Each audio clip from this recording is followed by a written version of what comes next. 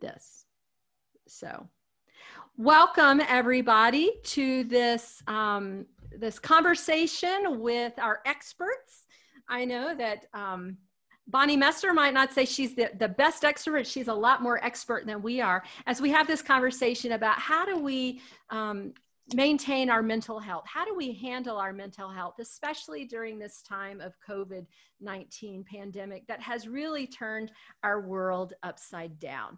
So what we're going to do is I'm going to invite Bonnie to share a few things. I'm going to ask her a few questions, and then we will have a chance for questions and answers from you at the end of our time together. Feel free to put something in the chat if there's a question that you have, and we'll make sure that we answer that at the right time. So with that, Bonnie, I invite you to share a beginning about yourself and your own experience about dealing with mental health. Well, good morning, Laura. Sorry, I kept pushing the buttons, which seems to be one of the things we do these days. And sometimes it works and sometimes it doesn't. So glad to be here. I'm just delighted to see your face and others from the church that I don't get to see very often. Don and I have been attending Park Hill United Methodist Church for over 20 years. And so it's been interesting to see the progress that the church has made, the journey that we're all on, and certainly we are on a different part of that journey right now. And all of us are learning a lot, I think. Things that I never thought I needed to learn. I didn't know I needed to learn anything about a pandemic or how to manage in a pandemic, for sure. Let's see, a few more things just about me. I'm originally from South Dakota, and we moved here in the 80s, and I have a degree in social work and was always very interested in children and what was going on for children. And then when we moved here, I went back to school and got my PhD from the University of Denver, and have focused more on working with adults individually and as couples. And frankly, that's another way to help kids at points, is if parents have a vision of what they're doing and how they can be helpful, that it helps the whole family. So I worked at the University of Denver for a number of years, and eventually was chief of mental health there, and then decided to do private practice, and I've been doing private practice for 30 years. So now at this point in my life, I see clients 2 days a week now. When I say see, it's by Zoom or just on the phone with clients, basically. And have left time in my life for grandkids and travel. And the travel isn't doing too well these days either. So lots of changes for all of us. And I see people who we were all going to go to Kenya this summer. And yeah, and it didn't happen. So we're all having to come up with new ways to manage things. And I think I will stop at that point right now and see where you're at, Laura. And then I've got some specific points that I want to share with people as we go along. Sure, that's a great introduction, and it hints at one of the questions I have is, you are still working in the field, and you've already mentioned that people are, having to admit people in the room, that people are interacting more on phone or Zoom as opposed to the face-to-face. So what differences have you seen over the last 6 months with this pandemic? And it can be technology or it can be something more. In terms of just general or in my practice, which are? Both. Oh, okay. Well, I think a lot of us are having to develop new technological skills, that's for sure. You know, I started with a new client a few weeks ago, and we have spent the first 10 minutes at least each session trying to figure out how to make Zoom work. And but I think some of us who thought we didn't need to learn anything more are having to learn a lot of new things, and that's probably good that we're having to develop some new skills, but frustrating at times too. What are you encountering in conversations with people, not just with your clients, but with people that you care about? What is changing? Oh, I think the fact that it takes so much more creativity, how we get together. We're a very social beings, and I found I've always considered myself an introvert, but boy, I'm missing the people and the contacts, and so trying to figure out new ways to make that happen has been an ongoing challenge, and I think it will be for us. Because you kept reminding us this morning, it's been 6 months, but it's not over. You know, it will be over at some point, but it's not over yet. And I think that's causing all of us to look anew. And certainly for my clients, I've got a number of clients who are pretty isolated.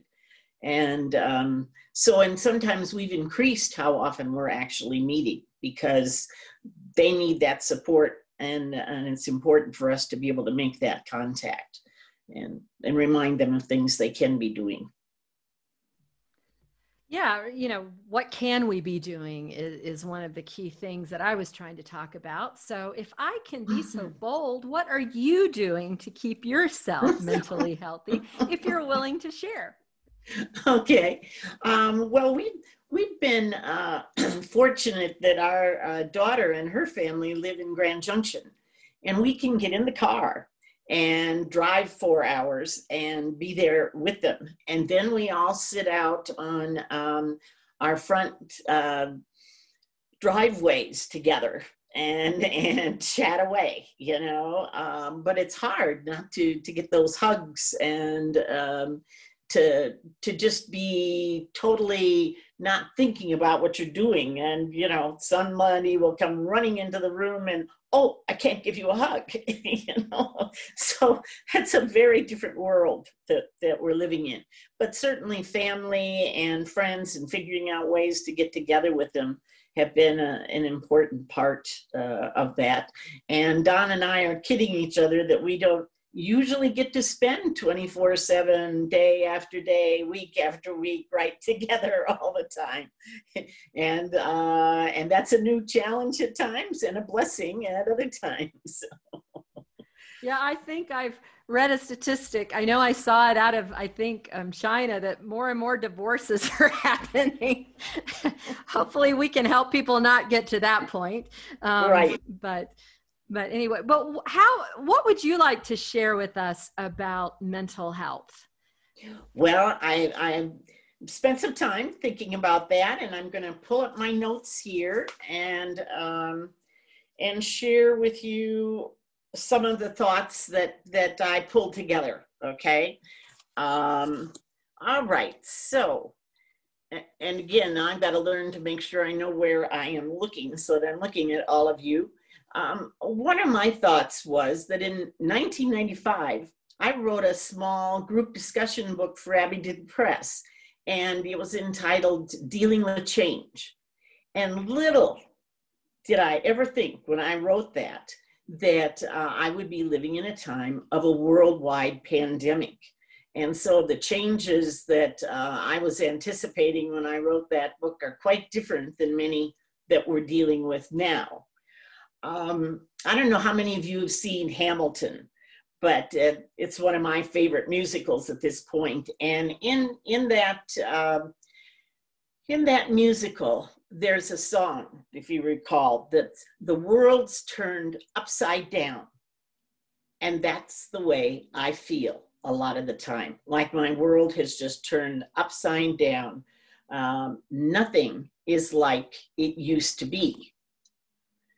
And at times, I feel like I'm walking through the valley of the shadow of death. I know that Psalm 23 is a hopeful psalm, but, and right now there are times when my focus goes to that it feels like the shadow of death, that I'm walking in a valley. And Pastor Laura, your message was very hopeful and comforting today, but I think it might be helpful for us to take a little time and start our conversation by focusing on our losses. I think sometimes we just need to stop, take a breath, and look at what is not happening, what is not as it used to be. I would ask each of you who are watching today to stop, take a deep breath, and focus on some of the things that you have lost. It's not all lost, but I don't think we sometimes give ourselves just the chance, the permission to just think about, what have we lost? I've lost some of my sense of safety. I've certainly lost a lot of my sense of continuity. Some of us have lost jobs. Others have lost a friend or a family member. Some of us didn't get to go on a planned vacation or an adventure, as I mentioned. Others didn't get to attend a wedding or a graduation. We've lost a significant part of our daily routine. I think we have additional fears about our physical health, about the health of our loved ones. How do we keep everyone safe? We've lost our opportunity to hug our friends and our family. And we frequently feel so alone, even in the midst of others. We feel so isolated. And we don't have a clear idea of when this is going to end. I mean, we can acknowledge it's been going on 6 months, but I think I hear that it could be another 6 months, and that is very discouraging.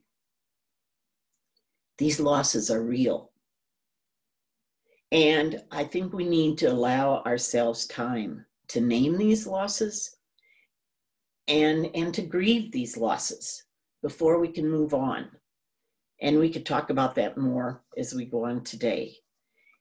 In describing someone who's significantly depressed, we often note 3 major characteristics. One is that she or he feels that things are very bad. And 2, that it's going to stay this way forever. And 3, that there is nothing that he or she can do about it. There's no hope. So I think of these 3 things. Now, Boston University School of Public Health has recently reported on a study that they have done in April this year. And they studied 1,440 different adults, and they surveyed them regarding signs of depression. They particularly looked for 9 different symptoms of depression, and I'm going to read them real quickly here. And again, you can ask me about them later. But the first thing that was measured was a feeling of sadness or irritability. The second was a loss of interest or pleasure in activities. The third was changes in weight or appetite, eating more, eating less, changes in sleep patterns, feeling guilty or worthless. 6th one was inability to concentrate, to remember things, or to make decisions. 7th was fatigue, a loss of energy. 8th was restlessness or sluggishness. And the last one, 9th, was thoughts of death or suicide. Now, so those were the signs they were looking for. And when they surveyed these 1,440 people, they found that half of them had significant signs of depression. This is twice the rate of their findings from 2 years ago when they did a similar study. So there is much more depression, and study after study articles that I'm reading, they're all talking about the increased level of depression and anxiety. I was interested to note that the study said that the symptoms were especially high amongst young adults, low-income participants, and those with financial problems. And again, we can think about the level of isolation that many of those persons are experiencing. All right, so now I've talked about why we can feel down and discouraged, and a lot of us do. But I would point out that Psalm 23 does not leave us in the valley of the shadow of death. It affirms, I will fear no evil, for thou art with me. Thy rod and thy staff, they comfort me. And I would affirm that we need to feel that we are not alone. We need to feel that God is with us, that others are aware of our suffering, our struggles, and that they are with us. That is so important. I think we frequently underestimate the importance of a tender glance, or a phone call, or a shared joke on Facebook. We have all become more aware of the importance of a hug, which we can't offer to so many. I will always remember a friend who shared with me that when her husband died in a car accident, that many of her neighbors and friends quit coming to see her. They didn't know what to do. What could they say or do to relieve her pain? They felt helpless. What they didn't seem to understand was that their presence was so very important. They couldn't bring back her husband, but they could walk through the valley of the shadow of death with her. And so it is with us today. We all need someone to walk the path with us. And we can be there to walk the path with others. Hanging on the wall of my office is a painting by Marilyn Sunderman. It's entitled The Path, and Don is helping me out, and he's putting up a picture of that painting for you to all see. Again, it's called The Path. Now, for me, this painting represents what therapy is all about. It's also about what we're about and what we have to offer to our friends and our family. So it's two children or two adults seeking answers, walking hand in hand down a path. No one is pushing anybody, no one is pulling, but we're walking towards something that is lighter and brighter. So in my sense, a sense of hope. But again, we don't have all the answers. No one has the answers, but together, if we hold hands and walk together, whether it's physically holding hands or now that we can do it over Zoom or in other ways, we can feel that we are not alone in this process. Now, each of us needs someone to walk with us during this pandemic. Someone who will listen to our fears, our frustrations, and our losses. Someone who can help us find solace and comfort. Even if they can't offer us a hug, they can hear our pain. They can give us comfort, give us hope, and point us to things we can do. Likewise, let's not forget that we have that opportunity to be the someone to walk with others as they struggle on their journey. We can help someone order groceries. We can provide food for persons who have no money to buy food. Or there are dozens of other acts of caring that we can be a part of. Letting someone know that you care, that you are listening, is a wonderful gift. We can be the rod and the staff of God. Many people report that the worst part of the pandemic is the intense feelings of isolation. They feel so alone, so helpless to do anything to change the situation. In the past, some of you will remember we used to sing, "No man is an island," and now we feel imprisoned on our own little islands. So when we're depressed, when we're feeling helpless and hopeless, and we feel that there is nothing that we can do to change the situation, we need to stop and ask ourselves some questions. The first one I've already suggested. We need to get clear of what are the things that we cannot change. We need to grieve what we have lost. We need to accept the reality that there are some things that we cannot do now. We cannot do during this time of a pandemic. But then we need to ask, what are the things that I can do? We need to develop strategies to manage this time of isolation and anxiety and depression. We need to adjust our agendas. So I've come up with a partial list today, and Pastor Laura also had a list, and I'd like to offer mine. And let's take a look at some of the things that we still can do. The first one I would suggest is that we stop and examine our strengths. This isn't the first time that we've struggled. What have you done in the past when you were feeling hopeless and alone? How did you cope? I think it's time for us to re-examine that question. We do have strengths. What have we done? Second point I would make is that we need to be willing to share with others our pain and our frustration. This is not a sign of weakness. I think it takes a lot of guts to admit that we're struggling, that we feel things are out of control, that we need help.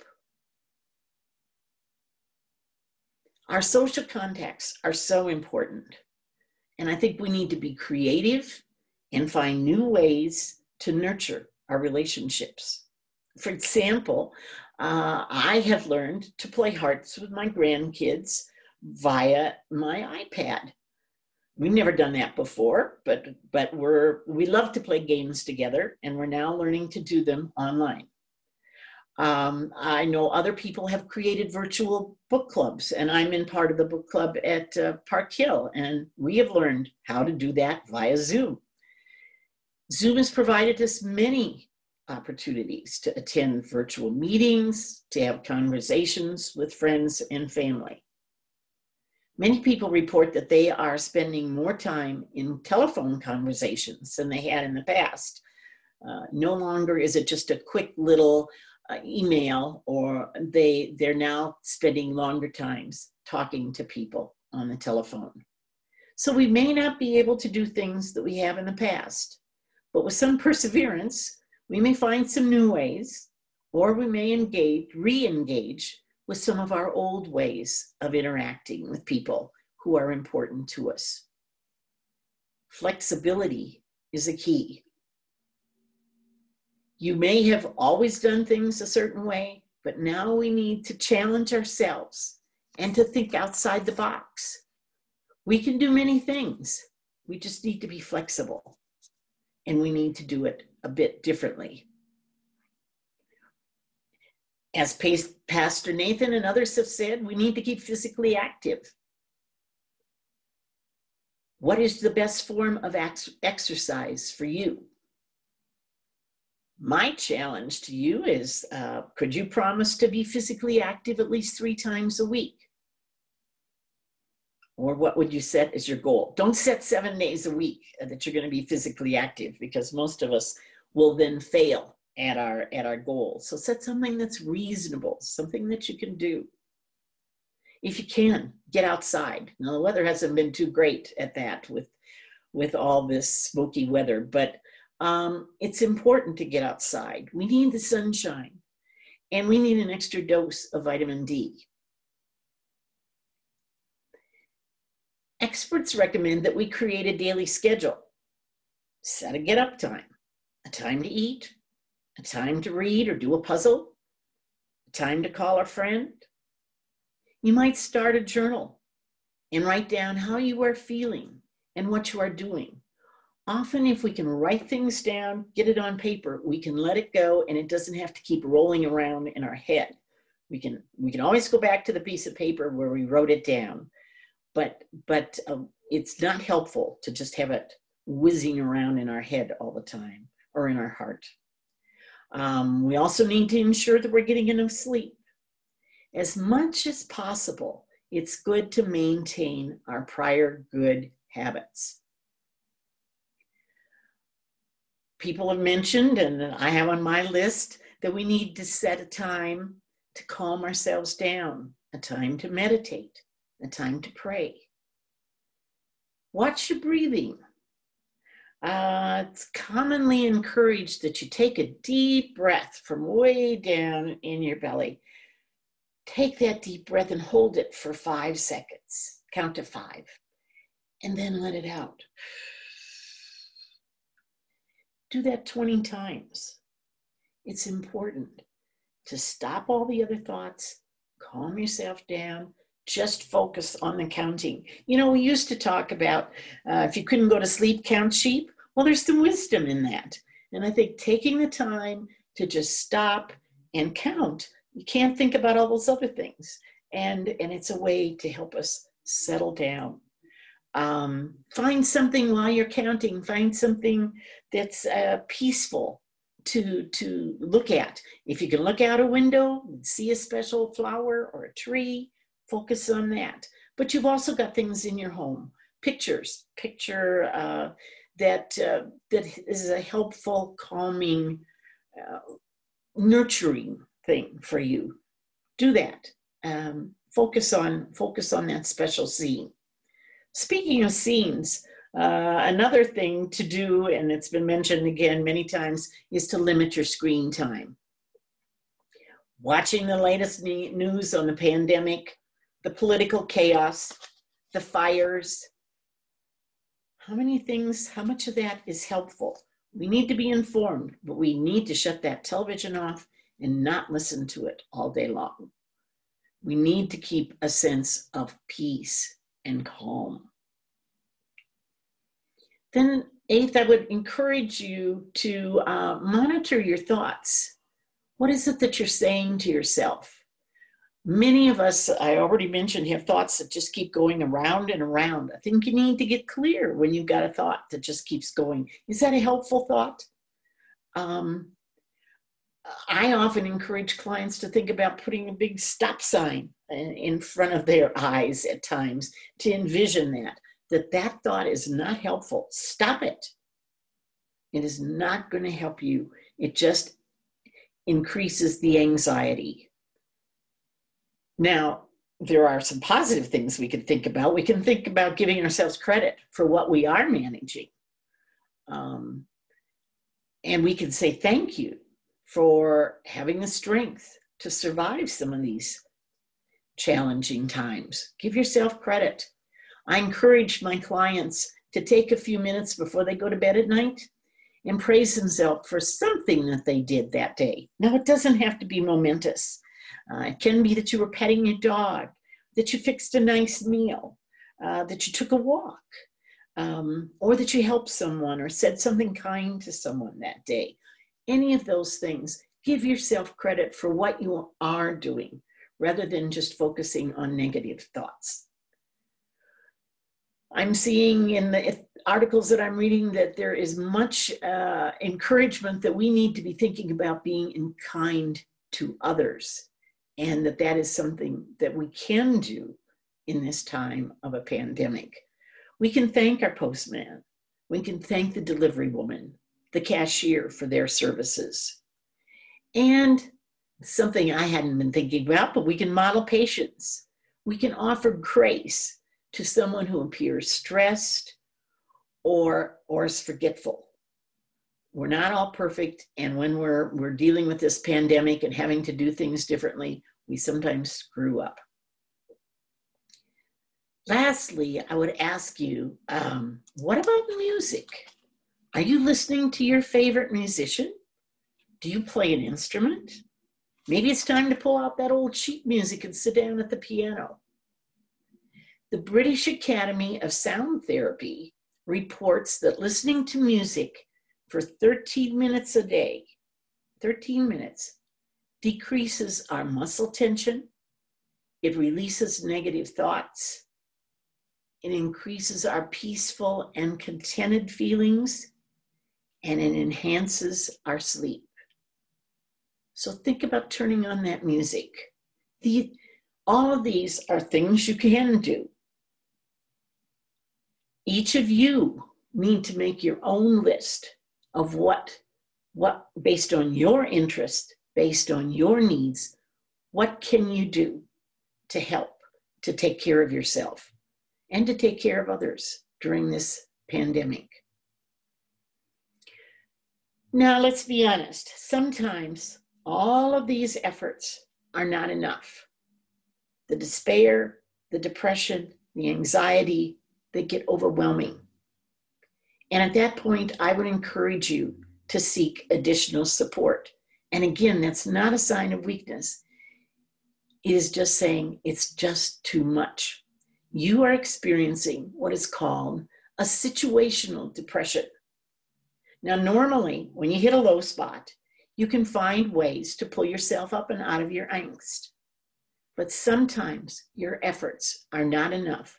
If you do all the things on Pastor Laura's list, all the things on mine, it still is not enough.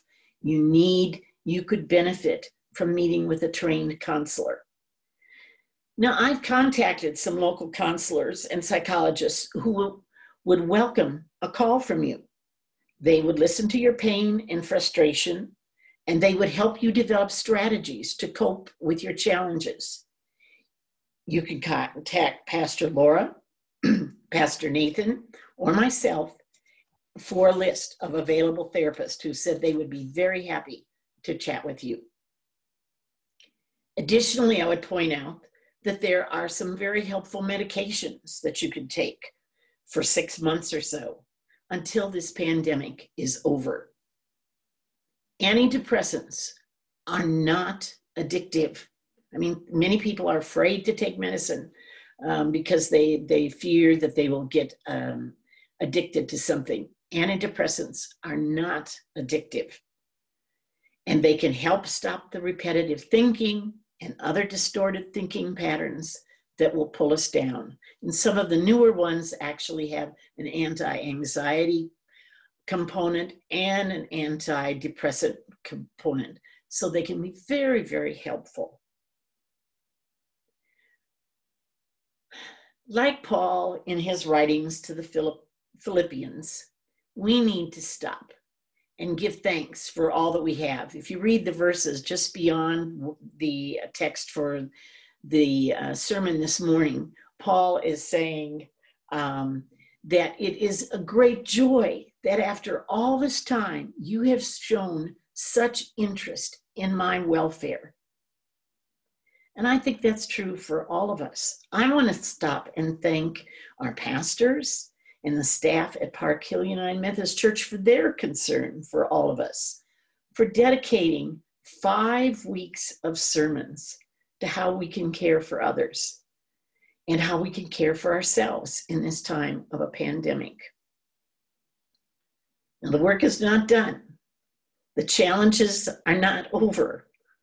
Like the squirrels who are out gathering their sustenance for a long winter, we need to be creating our own plans. And I wish you well in this endeavor. Don't forget, there are trained counselors who are willing to walk the path with you. Your friends and your family are willing to assist if you let them know your needs. We can be there for others, and they can be there for us. We are not alone. The Holy Spirit is with you, and I wish you well in your journey. And I remind you once more that you are not alone in your endeavors. Thank you. That's what I wanted to formally share. And now I'm open to questions and thoughts from all of you. Well, thank you so much for sharing that. I'm like, that's everything that should have been in my sermon. Oh, but I'd still been preaching. Sermon. I'd still be preaching. No, I think it's very complimentary. And one of the questions I had written down was, how does community help us? And I think you've kind of already talked about that, but I know that we'll be talking about community next week. Is there anything else you would like to tease us with? Oh, well, I think just to make sure that we all remember that there is a community out there, and to expand our definition maybe of community a bit. Mm-hmm. Frankly, for me, that's always been part of my definition of the church, that it's been a very important community for me, and where I found a great deal of support for a variety of things. But there are, when I contacted therapists this week and said to them, would you be interested in being on a list? They were very warm and open and saying, absolutely, tell people to give us a call. We'd be happy to talk with them through what's going on. Right. Mm-hmm. And so just for everybody's purposes, Bonnie will share that with me and share it with Pastor Nathan as well. And so they can contact you directly, or they could contact one of us, right. Especially for anybody that may be watching this after today's, because we're recording this today. So now there are at least 19 boxes on the screen today. So is there anybody that has a question? You are welcome to put it in the chat, or you can raise your hand and I'll do what I can to see what questions people may have.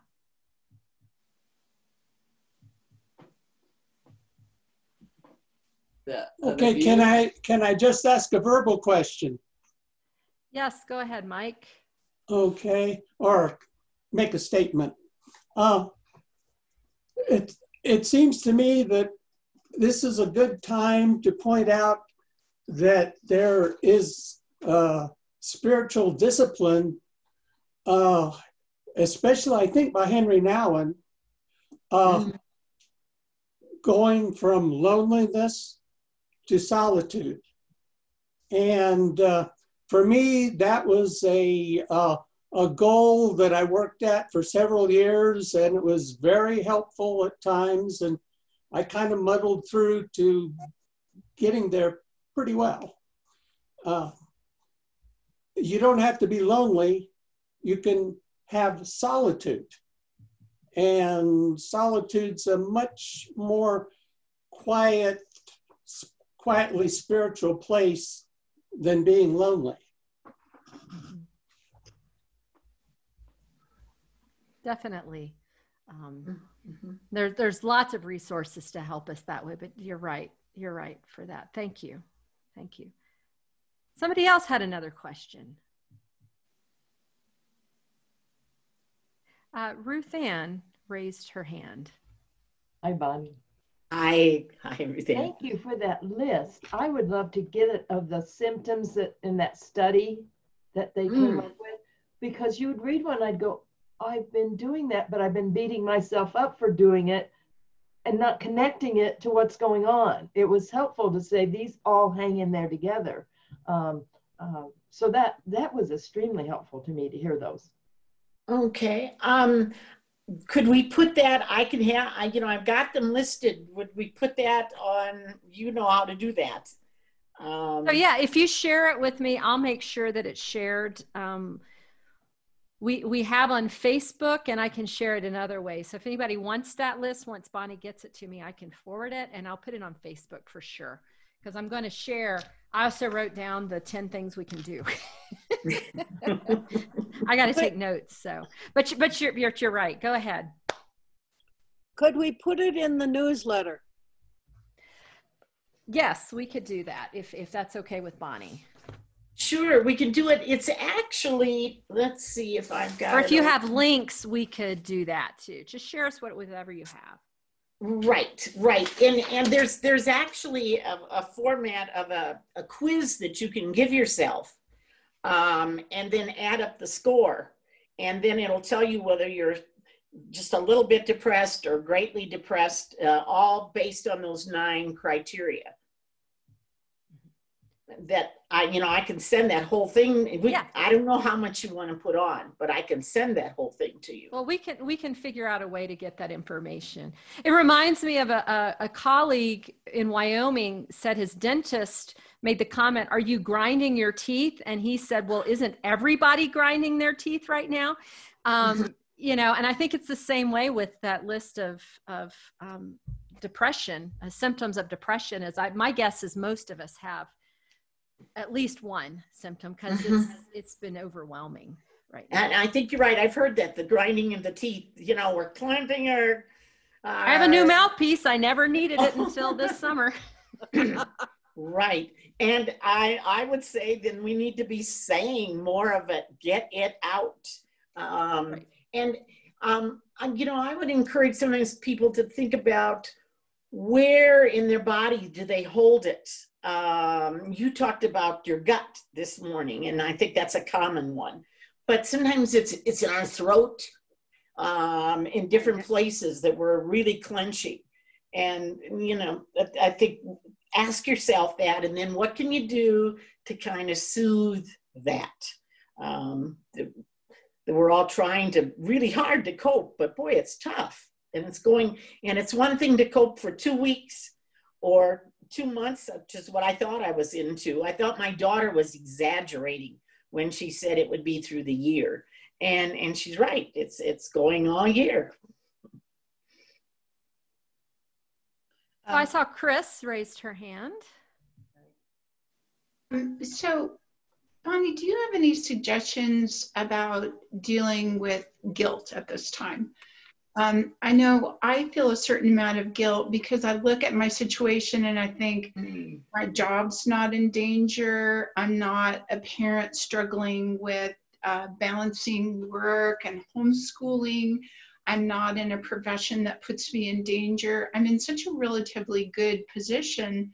And yet I definitely identified with some of those things on the list. But then when I start trying to acknowledge, I'm having a hard time with things, I think, Chris, just stop it. Look at how much better you off. And I just feel so guilty that I should be worrying about things when I feel like so many people have problems that just make mine look minuscule.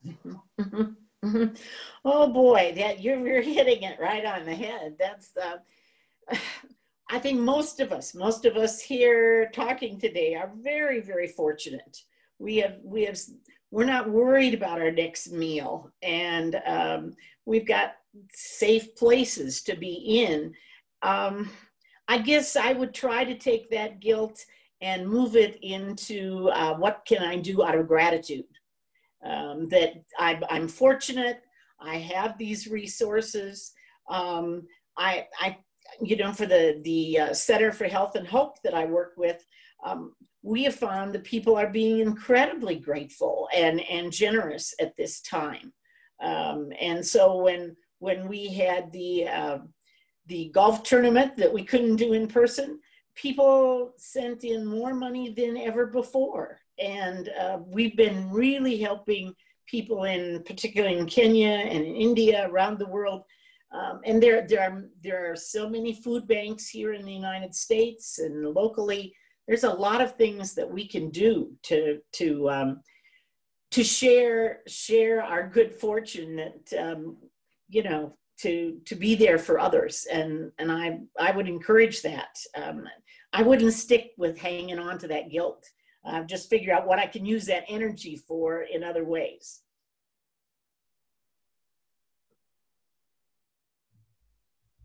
And I know there were a couple of questions in the chat box about how to gather when people are afraid to gather in person, and how do we get to walk with others when we're in need. And we'll talk about that next week when we talk about community, because you're right. We long for the ways we used to connect, and we feel that emptiness. Mm-hmm. Mm-hmm. And you know, I'll share my own fear. I keep thinking, all right, I can sit out on my patio with my friends now. Now what am I going to do when it's winter and I have to be inside? And I think we're going to have to get creative in figuring out how do we manage that. And every one of us are going to make little different choices. I don't think that the one decision is right for everybody. Right. I think I wrote down several times, get creative. We have to be creative. And sometimes that's hard to do when we're under stress and we're anxious. Right, right. And you know, we got our old ways of doing things, but sometimes we got to be willing to try it a little differently. I would suggest that there are many ways that we can contribute back to our community. And the one that we as a church have been doing for 7 years is the Women's Homeless Initiative. And they still need food, clothing, and there are ways to get what they need to them. So I would suggest that that's one way to turn the guilt into gratitude and share. Good idea. And just from my own personal experience, when I was in my early to mid 20s, I don't remember the exact number, but I was going through a tough time, and I went to a counselor, a licensed social worker. And the first thing, after a couple of meetings, the first thing he mentioned, he said, how about if you volunteer for the crisis and suicide line? And I thought, I'm coming to you because I need help. Why are you asking me to help other people? But it was part of my healing process of getting out of my head and giving back. And it was, you know, so I just echo there are other ways that we can get involved. And one of the things is I'm looking at Daryl's picture is Daryl's helping along with not just the music, but the TLC group that's at our church, you know, that we have people that can make those phone calls, that can send notes, and sometimes sending somebody else a note can encourage us. So I just say that. Not to mention music. Yes, music. Who's listened to music lately and had your spirit soar? Of course you did when you were worshiping with us this morning. Mm-hmm. Mm-hmm. Music is very, very important. Yep. Mm-hmm. Other, Daryl. I was just going to say, we don't take it for granted, and I know we say it, and sometimes don't take lightly a thought, and I call it an unction from God, to do the smallest things. It can be the call, it can be the text. You just never know that extra little thing that we do that we think, oh, I don't really need to do that.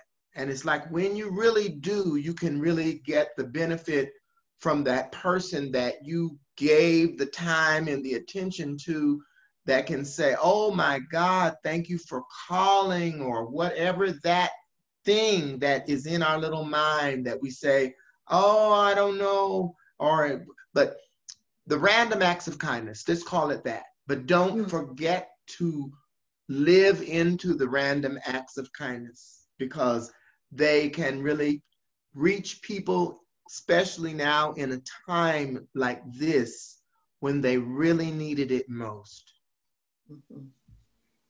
Definitely. Definitely. I see neighbors talking to neighbors more than they ever did. So any final questions? I'm just making sure that we honor our time, and a few people are having to leave. Yes, so sometimes we do have to take initiative to find ways to connect and to serve. We have to be creative, but also listen to other people. Say, hey, what are you doing to take care of yourself? What are you doing to connect? There's wisdom on this call that we can tap into. Any final word that you would like to leave with us, Bonnie, or encouragement?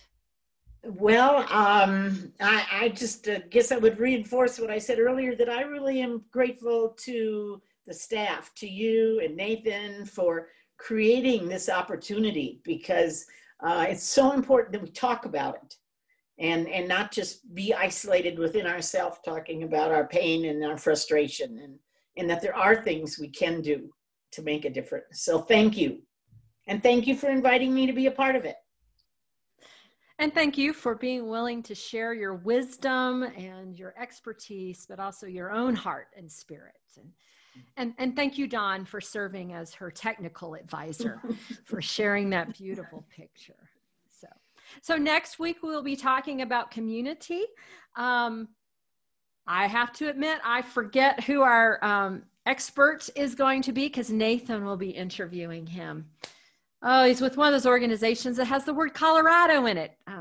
Anyway, I'm sure it's in our newsletter. I'm sure. Is anybody else? Do you remember who it is, Chris? He's Rosemary Allen's son. So I know that doesn't help you. I know who he is, but to me, he's Rosemary Allen's son.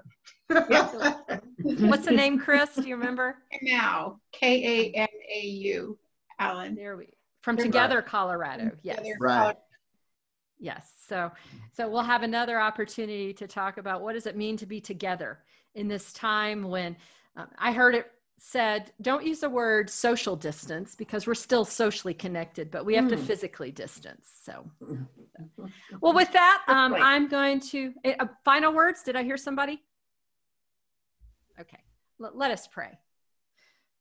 Oh, loving God, we are thankful for community, and we are thankful for people like Bonnie and others who are able to share in such a way that it gives us hope, but yet invite us to be real, invite us to check to see where we are, and yet also have an opportunity to change the narrative. We are thankful for those that offer help and healing. And we just pray that if anybody needs to have a conversation, that they will be able to reach out.